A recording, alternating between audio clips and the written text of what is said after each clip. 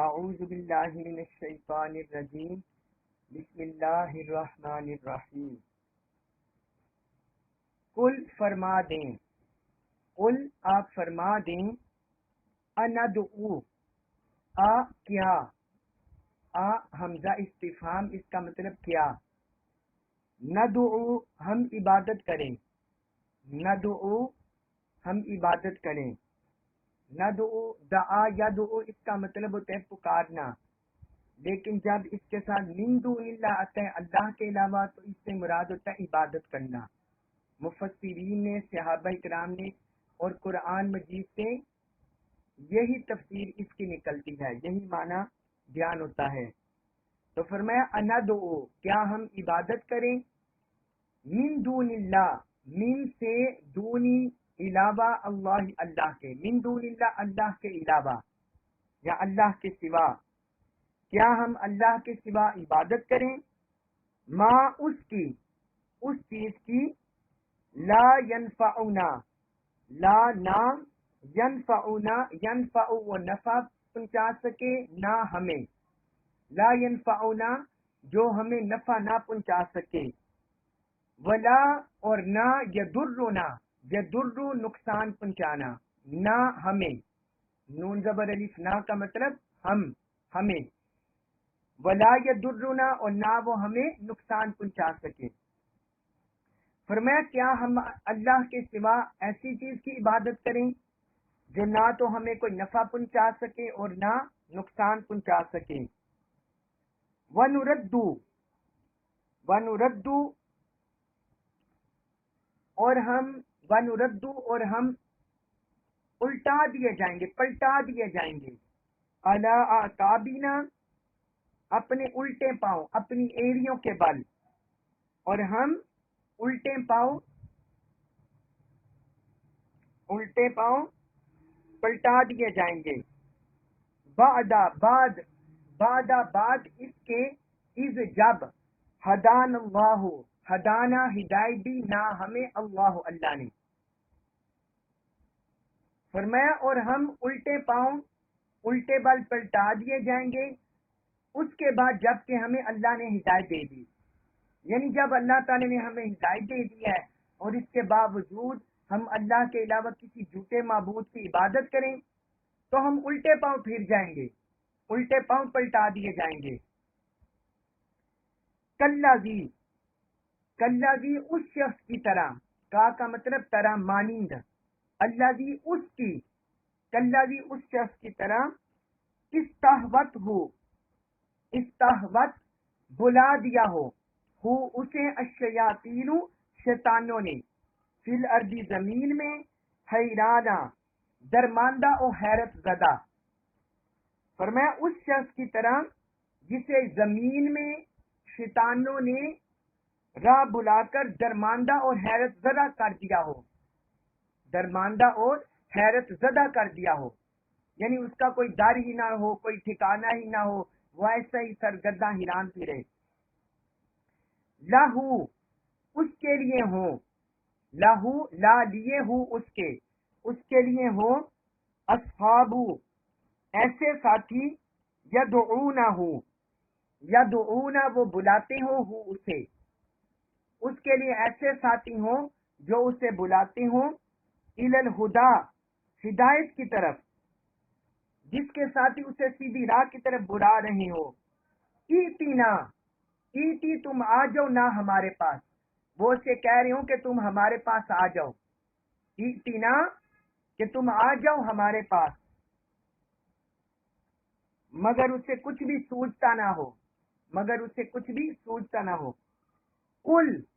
قل آپ فرما دیں، انا بے شک، خود اللہ ہدایت اللہ کی، خدا ہدایت اللہ کی، قل آپ فرما دیں انا ہد اللہ بے شک اللہ کی ہدایت، ہوا وہی ہے، الہدا حقیقی ہدایت، بے شک اللہ کی ہدایت ہی حقیقی ہدایت ہے۔ وَأُمِرْنَا اور حکم دیا گیا ہے نہ ہمیں، وَأُمِرْنَا اور ہمیں حکم دیا گیا ہے، لِنُسْلِمَ کہ ہم فرما برداری کریں، لِرَبِّ العالمین سارے جہانوں کے رب کی، وَأُمِرْنَا لِنُسْلِمَ لِرَبِّ الْعَالَمِينَ، اور ہمیں حکم دیا گیا ہے کہ ہم سارے جہانوں کے رب کی فرما برداری کریں۔ اب اس آیت مبارکہ میں اللہ تعالی نے معبودان باطلہ کی حقیقت کو بیان کیا ہے، کیونکہ اس سے پچھلی آیات میں بھی اللہ تعالی نے انسان کو بتا دیا کہ اللہ کے علاوہ تمہارا کوئی بھی نہیں ہے، یہ معبودان باطلہ تمہارے کسی کام نہیں آ سکتے، اور قیامت کے دن جو کچھ تم انہیں بلاتے رہے ہو، جو کچھ بھی تم انہیں بلاتے رہے ہو، انہیں پکارتے رہے ہو، قیامت کے دن یہ پھر جائیں گے اور تمہارے کسی کام نہیں آئیں گے۔ اب یہاں اللہ تعالی نے ان معبودان باطلہ کی حقیقت کو آشکار کر دیا ہے۔ فرمایا اے حبیب آپ ان سے فرما دیں کہ کیا میں اللہ کے علاوہ ان کی عبادت کروں جو نہ نفع پہنچا سکتے ہیں نہ نقصان دے سکتے ہیں؟ یعنی وہ تو تمہارے ہاتھوں سے بنائے ہوئے بت ہیں، تم خود مٹی لے کر پتھر لے کر ان کو سجاتے ہو، ان کے نقش و نگار بناتے ہو، پھر تم ان کا سجدہ کرنے لگ جاتے ہو۔ وہ تو انسانوں کی طرح بھی تمہیں کوئی نفع نقصان نہیں پہنچا سکتے، تو پھر تمہارے معبود کیسے ہو سکتے ہیں؟ وہ تو خود تمہارے محتاج ہیں، ان کا وجود تمہارا محتاج ہے، جبکہ اللہ تعالیٰ وہ ہے جو نفع کا بھی مالک ہے، نقصان کا بھی مالک ہے۔ وہ ذات اگر کسی کو نفع پہنچانا چاہے تو کوئی بھی اس کو رد نہیں کر سکتا، کوئی بھی اسے روک نہیں سکتا، اور اگر وہ کسی کو نقصان پہنچانا چاہے، کسی کے نقصان پہنچانے کا ارادہ کر لے تو تب بھی کوئی اس کی رکاوٹ نہیں بن سکتا۔ وہ ذات و نفع و نقصان کا مالک ہے۔ تو فرمایا کیا میں اللہ کو چھوڑ کر ان بتوں کی عبادت کروں، ان جھوٹے خداؤں کی عبادت کروں جو نہ ہمیں نفع پہنچا سکتے ہیں نہ نقصان دے سکتے ہیں؟ پھر آگے فرمایا وَنُرَدُّ عَلَىٰ أَعْقَابِنَا بَعْدَ إِذْ هَدَانَ اللَّهُ، جب اللہ تعالی نے ہمیں ہدایت دے دی، ہدایت کی راہ دکھا دی، صراط مستقیم دکھا دیا، اور اس کے بعد بھی اگر ہم ان جھوٹے خداؤں کی طرف جائیں، معبودان باطلہ کی طرف جائیں، تو پھر ہم الٹے پاؤں پھر جائیں گے، پھر تو ہم ہدایت کو اپنے ہاتھوں سے، ہدایت کی راہ سے اپنے الٹے پاؤں پھر جائیں گے اور ہدایت کو اپنے ہاتھوں سے چھوڑ دیں گے۔ پھر آگے فرمایا کہ اس شخص کا حال، اس ایسے شخص کا حال اس شخص کی طرح ہو جائے گا جس کو شیطانوں نے راہ بلا کر درباندہ اور حیران زدہ کر دیا ہو۔ یعنی کوئی بندہ کسی صحرا میں چلا جائے، کسی ویران جگہ میں چلا جائے، بھول بلیوں میں گم ہو جائے، اسے کوئی ہوش خبر ہی نہ ہو کہ میری منزل کون سی ہے، میں نے کون سی راہ پکڑنی ہے اور کس راہ پر چل کر اپنی منزل تک پہنچنا ہے۔ فرمایا ایسے بندے کا حال اس طرح ہو جاتا ہے کہ شیطان اسے راہ راستے ہٹا دیتا ہے، شیطان اسے راستہ بلا دیتا ہے، حقیقی راستہ جو اللہ کی طرف پہنچنے والا ہے، اللہ کی یاد دلانے والا ہے، صراط مستقیم ہے۔ شیطان اسے چھو کر، اس کو بلا کر درماندہ اور حیران چھوڑ دیتا ہے، اس میں کہ اس بندے کی کوئی عقل ہی کام نہیں کرتی کہ میں کدھر جاؤں، کون سی راہ پکڑوں کہ منزل تک پہنچ جاؤں گا۔ اس میں ایک روایت ملتی ہے، حضرت عبداللہ بن عباس رضی اللہ عنہما بیان کرتے ہیں کہ اللہ تعالی نے بتوں کی اور اللہ کی طرف دعوت دینے والوں کی یہ مثال بیان فرمائی ہے۔ معبودان باطلہ جو بت ہیں ان کی اور اللہ کی طرف جو دعوت دیتے ہیں ان کی یہ مثال بیان کی ہے۔ جیسے ایک شخص راستے سے بھٹک گیا ہو اور اسے کوئی شخص پکارے کہ اس طرف آؤ، اور اس کے خیرخواہ بھی ہوں جو اس کو بلائے کہ اس راستے پر آؤ، تو اگر وہ پہلے بلانے والے کی پکار پر چلا جائے تو وہ اس کو تباہی کے گڑھے میں گرا دے گا، تباہی کے گڑھے میں گرا دے گا۔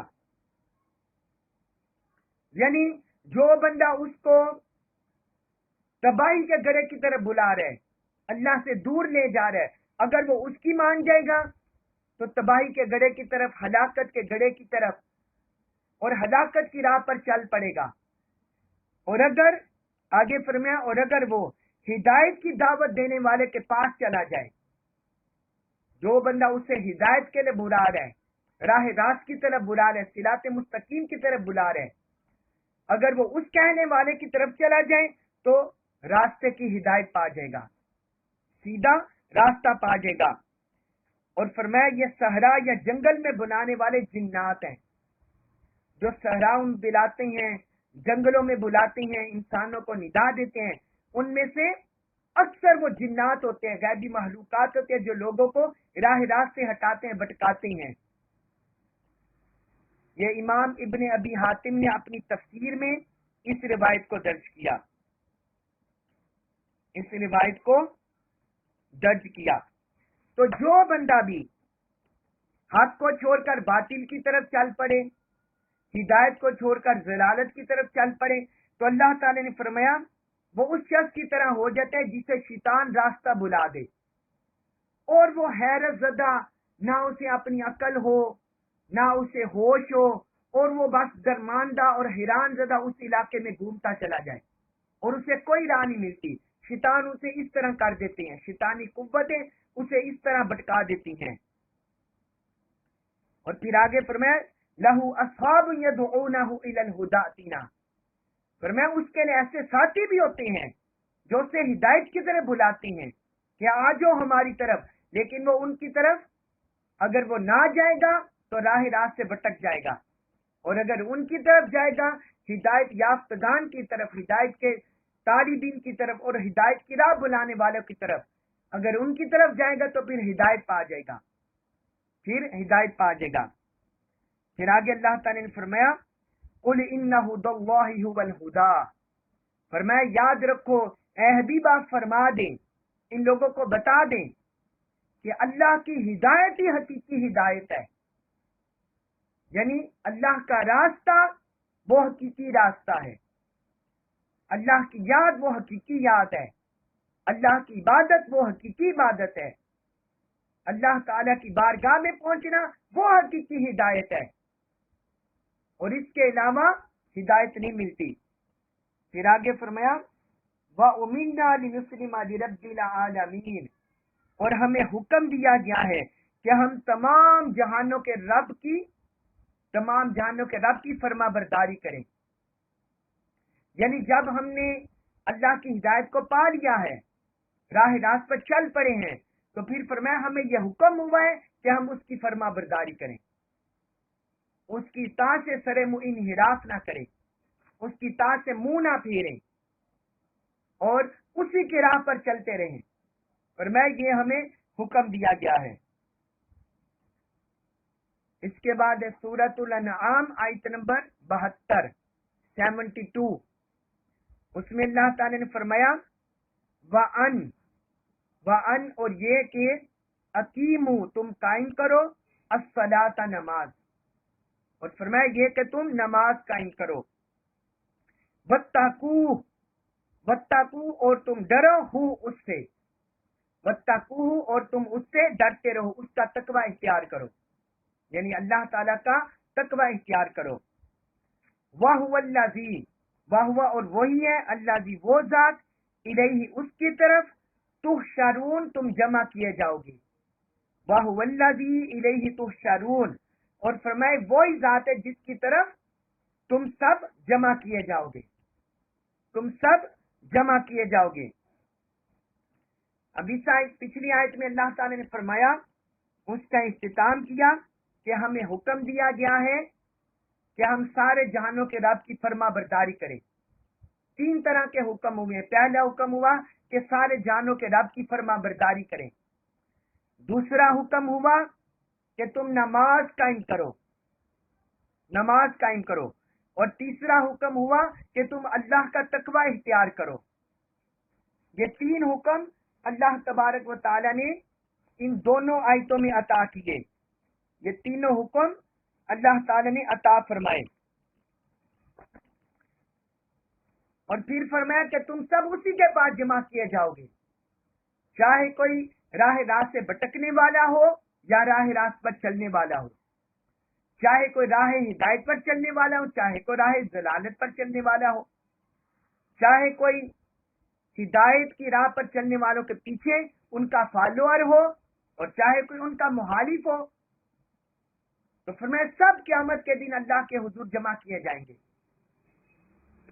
اب اس آیت مبارکہ میں 72 میں اللہ تعالی نے یہ حکم دیا کہ تم نماز قائم کرو، تم کیا کرو؟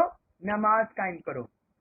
یہ اللہ تعالی نے قرآن مجید میں کئی اور مقامات پر بھی حکم دیا ہے نماز قائم کرنے کا، جس طرح سورۃ البقرہ آیت نمبر 110، اس میں بھی اللہ تعالی نے فرمایا وَأَقِيمُوا الصَّلَاةَ وَآتُوا الزَّكَاةَ، اور تم نماز قائم کیا کرو اور زکوٰۃ دیتے رہا کرو۔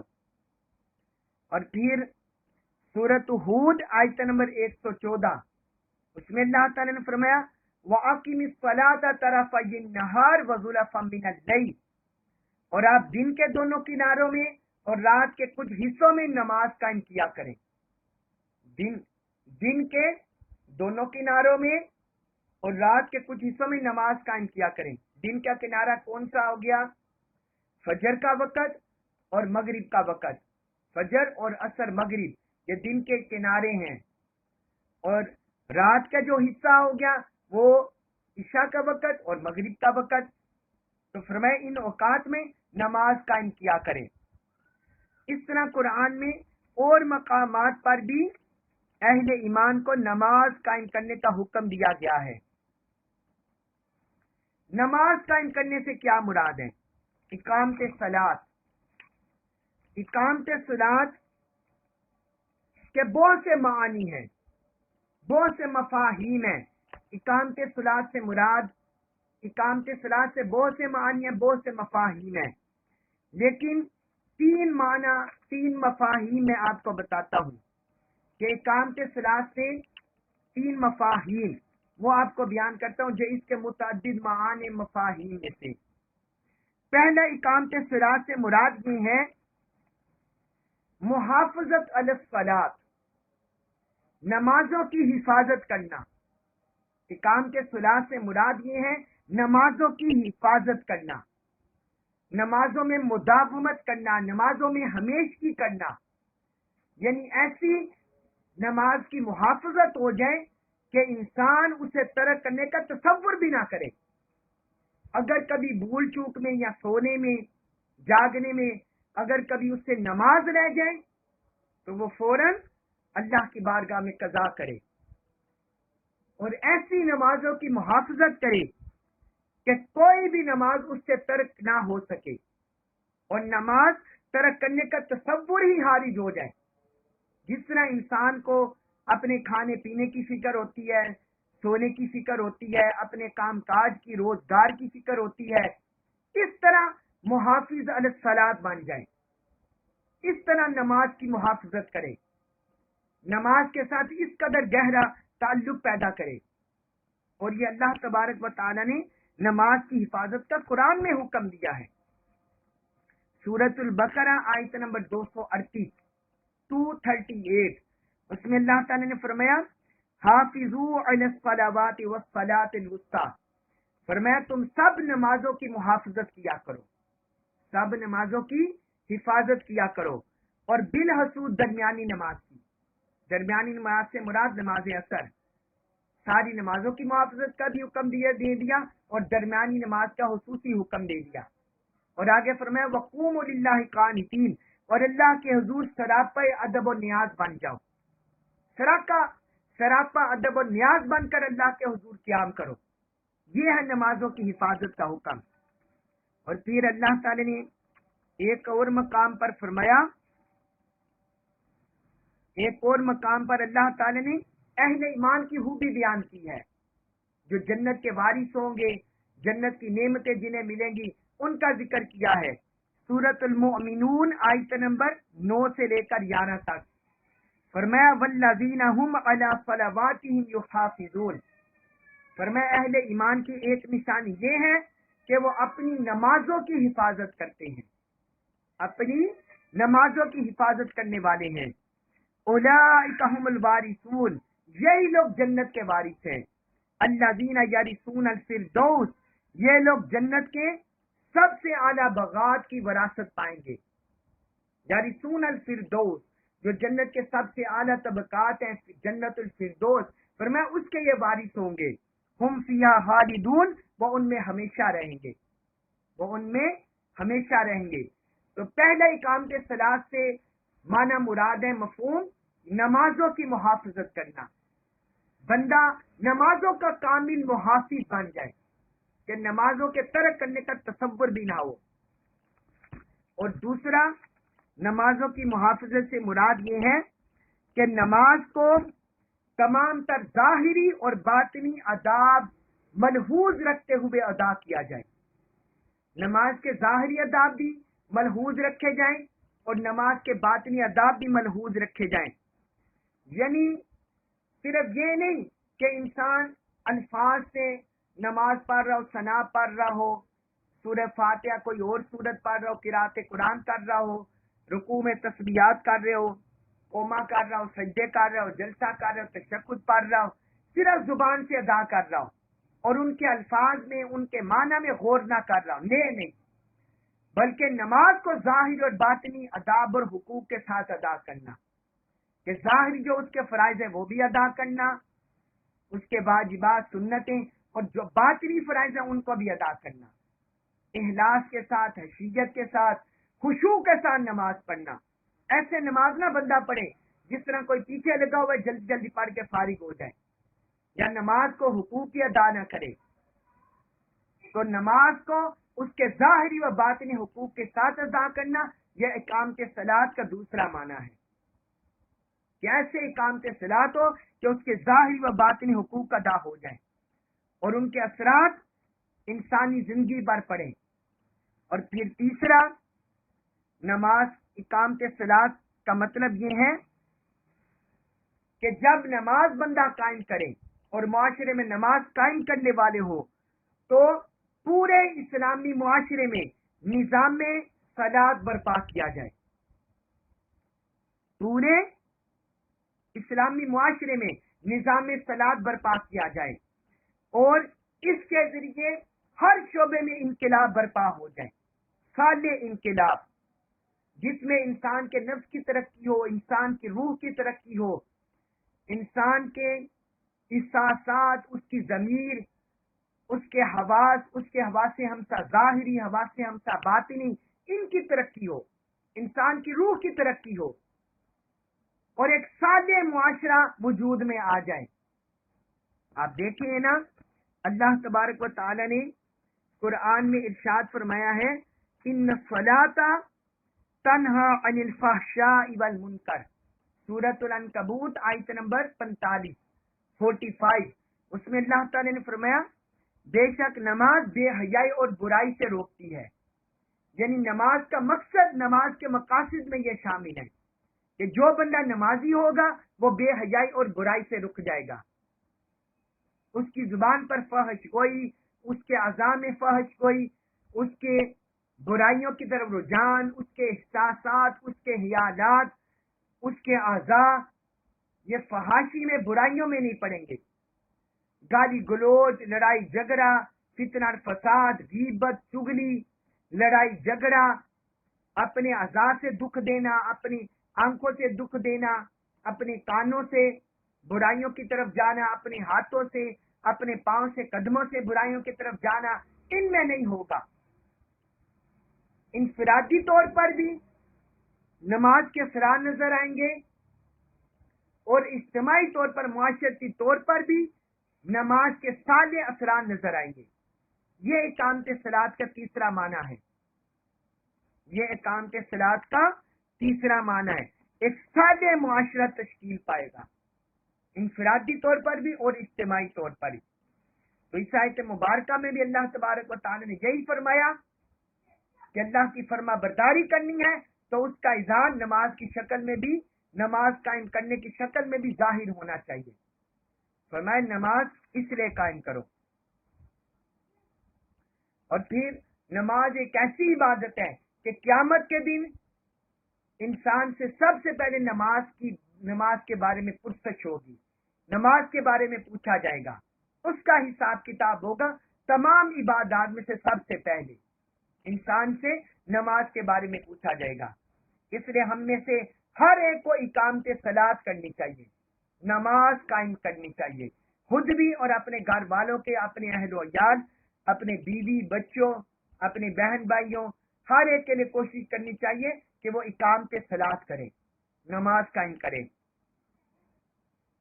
اس کے بعد سورۃ الانعام آیت نمبر 73 73، اس میں اللہ تعالی نے فرمایا واہ اور وہی ہے اللہ وہ ذات خالق کا اس نے پیدا کیا السماواتی آسمانوں کو والارض اور زمین کو بالحق کی حق کے ساتھ۔ فرمایا وہی ذات ہے، وہی اللہ ہے جس نے آسمانوں اور زمین کو حق پر مبنی تدبیر کے ساتھ پیدا کیا ہے، حق پر مبنی تدبیر کے ساتھ پیدا کیا ہے۔ وہ یوما اور اس دن یقول وہ فرمائے گا کن ہو جا فیکون تو ہو جائے گا، اور جس دن وہ فرمائے گا ہو جا تو وہ ہو جائے گا، یعنی روز محشر برپا ہو جائے گا۔ قولہ اس کا فرمان، قولو کا مطلب فرمان ہو اس کا، فرمایا قولہ اس کا فرمان الحق حق ہے، قولہ الحق فرمایا اس کا فرمان حق ہے، وَلَهُ اور اس کے لیے ہے الملک بادشاہی، اور اسی کی بادشاہی ہوگی، یوما اس دن جنفہ پھونک ماری جائے گی فی الصور سور میں، فرمایا اور اس دن اسی کی بادشاہی ہوگی جب اسرافیل کے ذریعے سور میں پھونک ماری جائے گی۔ عالم الغیبی، عالم جاننے والے، الغیبی غیب کا، وہ غیب کا جاننے والا ہے، پوشیدہ جاننے والا ہے، والشہادت اور ظاہر کا، وہ ہر پوشیدہ اور ہر ظاہر کا جاننے والا ہے۔ واہ اور وہی ہے الحکیم بڑا حکمت والا، الحبیر خبردار خبر رکھنے والا، واہ الحکیم الحبیر اور وہی بڑا حکمت والا بڑی خبر رکھنے والا ہے۔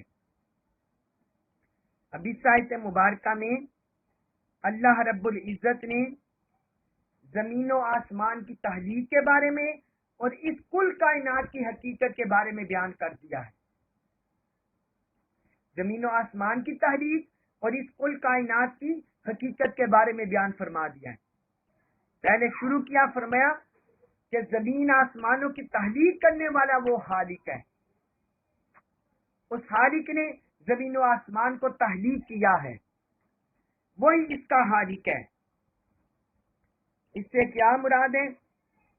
حق کے ساتھ تخلیق کرنے سے مراد یہ ہے کہ ان کی تخلیق بالکل برحق اور صحیح ہے، اس میں کوئی باطل اور کوئی خطا نہیں ہے، جس طرح قرآن میں ہے سورۃ صاد آیت نمبر 27 اس میں اللہ تعالی نے فرمایا وما خلقنا السماء والارض وما بینہما باطلا، فرمایا اور ہم نے آسمان کو اور زمین کو اور جو کچھ ان کے درمیان ہے بے فائدہ نہیں بنایا، بے فائدہ نہیں بنایا، جو کچھ بھی ہم نے آسمان اور زمین میں بنائے وہ بالکل برحق ہے، حکمت کے ساتھ اور سچائی کے ساتھ ہے، ان کے بنانے کا مقصد ہے۔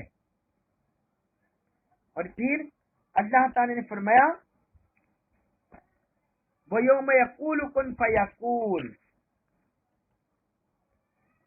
اور اس دن وہ فرمائے گا ہو جا تو وہ ہو جائے گا، وہ کن کا مالک ہے، اس نے بات فرمایا کن ہو جا، فیکون چیز ہو جاتی ہے، اس کا بس ارادہ ہوتا ہے۔ تو جس طرح اس نے اپنے لفظ کن سے کل کائنات کو سجایا، زمینوں کو سجایا، آسمانوں کو سجایا، زمین اور آسمان کے درمیان کل مخلوقات کو سجایا، تو یہ بھی اس کے لفظ کن سے ہوا ہے، وہ لفظ کن کا مالک ہے۔ تو فرمایا اسی طرح وہ قیامت کے دن بھی فرمائے گا وَيَوْمَ يَقُولُ كُن فَيَكُونُ، اس دن بھی وہ یہی فرمائے گا ہو جا تو ہو جائے گا، بس اس نے فرمانا ہے کہ ہو جا تو روز محشر برپا ہو جائے گا. کوئی اس پر قید لگانے والا نہیں, کوئی قدغن لگانے والے نہیں, کوئی اسے روکنے والا نہیں, کیونکہ وہ خالق اور مالک ہے. وہ جب چاہے اپنے لفظ سے ان سے اس کائنات کو لپیٹ دے, اس کائنات کا خاتمہ کر دے. اور پھر فرمایا قولہ الحق, اس کا فرمان حق ہے, اس کا فرمان حق ہے. وَلَهُ الْمُلْكُ یوم ينفخ فی الصور, اور فرمایا اسی کی بادشاہی ہے جس دن سور میں پھونک ماری جائے گی. اس دن اسی کی بادشاہی ظاہر ہو جائے گی ساری مخلوقات کے سامنے اور ساری کائنات کے سامنے. اس کی بادشاہی عیاں ہو جائے گی. ابھی وہ پردوں میں ہیں, ابھی ہم اپنے اعضاء سے اسے نہیں دیکھ سکتے, ابھی وہ پردوں میں ہے, اس کے جلوے, اس کے انوار پردوں میں ہیں. لیکن قیامت کے دن اس کی بادشاہ ظاہر ہو جائے گی, قیامت کے دن اس کا جلال ظاہر ہو جائے گا. تو فرمایا اس دن اسی کی بادشاہی ہوگی جس دن سور میں پھونک ماری جائے گی. اللہ تعالی نے اور مقامات پر بھی اس کا ذکر کیا ہے. سورہ زمر آیت نمبر 68 68, اس میں اللہ تعالی نے فرمایا وَنُفِخَ فِي الصُّورِ فَصَعِقَ مَن فِي السَّمَاوَاتِ وَمَن فِي الْأَرْضِ إِلَّا مَن شَاءَ اللَّهُ. فرمایا جب اور سور میں پھونکا جائے گا تو جو آسمانوں میں ہے اور جو زمین میں ہے وہ سب فنا ہو جائیں گے. یعنی جب حضرت اسرافیل علیہ السلام کے ذریعے سور میں پھونک ماری جائے گی, سور میں پھونک ماری جائے گی, تو جو کچھ آسمانوں اور زمین میں ہے وہ سب کچھ فنا ہو جائے گا.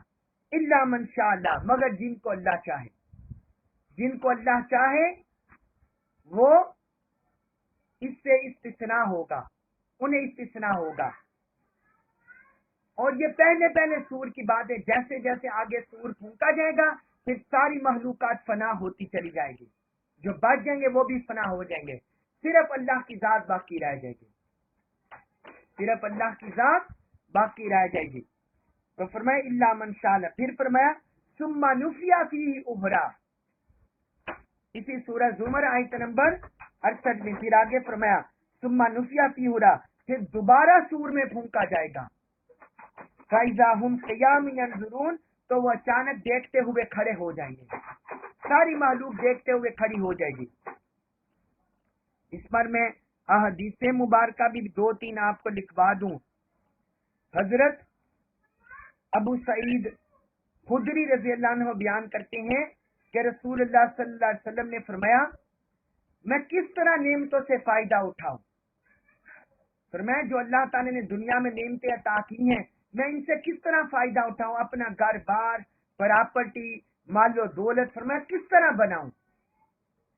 حالانکہ سینگ والے نے اپنے منہ میں سینگ ڈال رکھا ہے, یعنی جو سور والا ہے جس نے سور پھونکنا ہے, جس نے سور پھونکنا ہے, آپ اپنے حساب سے سمجھ لیں کہ باجے کی طرح, جو باجے کی طرح سینگ ہوتا ہے بڑا سا, وہ اتنا زیادہ ہے کہ زمین و آسمان جتنا ہے وہ سور, سواد واؤ را سور سینگ.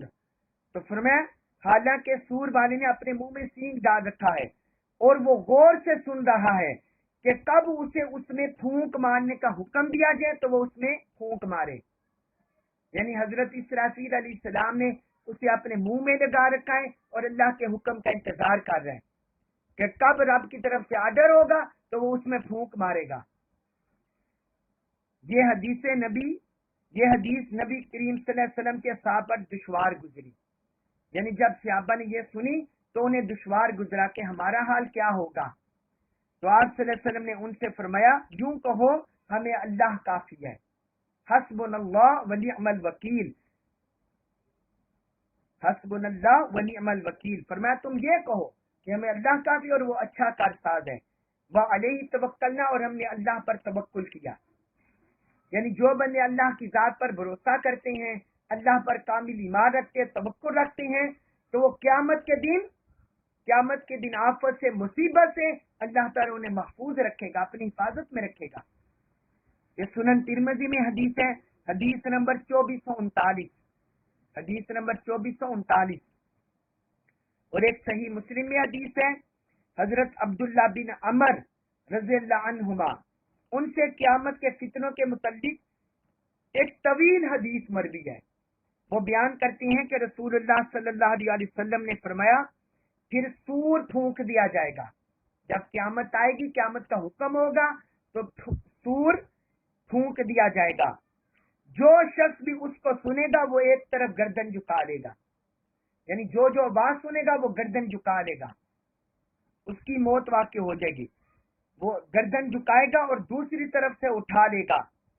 تو جو شخص سب سے پہلے اس کی آواز سنے گا وہ اپنے اونٹوں کا حوض درست کر رہا ہوگا، وہ اپنے اونٹوں کے جو پانی کا حوض ہے وہ درست کر رہا ہوگا، وہ بے ہوش ہو جائے گا اور دوسرے لوگ بھی بے ہوش ہو جائیں گے۔ پھر اللہ تعالیٰ شبنم کی طرح ایک بارش نازل فرمائے گا، شبنم کی طرح پھر اللہ تعالیٰ بارش نازل فرمائے گا، جس سے لوگوں کے جسم اگ پڑیں گے۔ یعنی جب سارے لوگ بے ہوش ہو جائیں گے اور روئے زمین پر کچھ بھی نہیں ہوگا پوری کائنات میں، تو پھر اللہ تعالیٰ بارش نازل فرمائے گا شبنم کی طرح، جس سے لوگ اگنا شروع ہو جائیں گے، لوگوں کا جسم۔ پھر دوسری بار سور پھونکا جائے گا تو پھر لوگ کھڑے ہو کر دیکھنے لگیں گے، یعنی لوگ کھڑے ہو جائیں گے ایک دوسرے کو دیکھنے لگیں گے۔ پھر کہا جائے گا، اے لوگوں اپنے رب کی طرف آؤ، اپنے رب کے پاس آؤ، اور فرشتوں سے کہا جائے گا ان کو کھڑا کرو، ان کو کھڑا کرو اپنی اپنی جگہ پر۔ ان سے سوال کیا جائے گا۔ پھر کہا جائے گا دوزخ کے لیے ایک گروہ نکالو، معاذ اللہ استغفر اللہ، فرشتوں کا حکم ہوگا دوزخ کے لیے ایک گروہ نکالو۔ پوچھا جائے گا کتنے لوگوں کا، تو کہا جائے گا ہر 1000 میں سے 999، معاذ اللہ استغفر اللہ، کل مخلوقات میں سے اتنے دوزخی نکلیں گے، 1000 میں سے 999 حکم ہوگا کہ ان میں سے نکالو۔ آپ نے فرمایا، آپ صلی اللہ علیہ وسلم نے فرمایا، یہ وہ دن ہے جو بچوں کو برا کر دے گا، یعنی یہ اتنا مشقت والا، اتنا خوفناک، ہیبتناک، اللہ کی جلالت والا، اس کی قہاریت والا، اس کے غلبے والا، بادشاہت والا، جلالت والا دن ہوگا جو بچوں کو برا کر دے گا۔ اور اس دن 7 پنڈلی کھولی جائے گی، یعنی اللہ کی جلالت کا ظہور ہوگا۔ یہ صحیح مسلم میں حدیث ہے، حدیث نمبر 2940، حدیث نمبر 2940، حدیث نمبر 2940۔ اور جس طرح میں نے آپ کو بتایا کہ وہ سور جب پھونکا جائے گا تو کچھ فرشتے بھاگ جائیں گے، پھر اللہ تعالیٰ حکم فرمائے گا تو پھر موت کا سور بھی پھونکا جائے گا، تو زمین و آسمان والے سارے ہلاک ہو جائیں گے۔ پھر اللہ تعالیٰ فرمائے گا کون باقی بچا ہے، تو وہ کہیں گے کہ یا اللہ تیرے عرش کو اٹھانے والے فرشتے اور جبرائیل اور میکائیل باقی ہیں اور میں باقی ہوں۔ تو پھر جبرائیل اور میکائیل کو بھی فوت ہو جائیں گے، وہ بھی فوت ہو جائیں گے۔ پھر عرش کہے گا اے میرے رب، تو جبرائیل اور میکائیل کو بھی مار ڈالے گا۔ اللہ تعالیٰ فرمائے گا خاموش رہو، پھر ان کو بھی موت ہو جائے گی، وہ بھی دونوں مر جائیں گے۔ پھر جبرائیل اور میکائیل بھی فوت ہو جائیں گے۔ پھر عرش کے حاملین جو فرشتے عرش کو اٹھانے والے، ان کو بھی موت آ جائے گی، وہ بھی فوت ہو جائیں گے، ان کو بھی موت ہو جائیں گے۔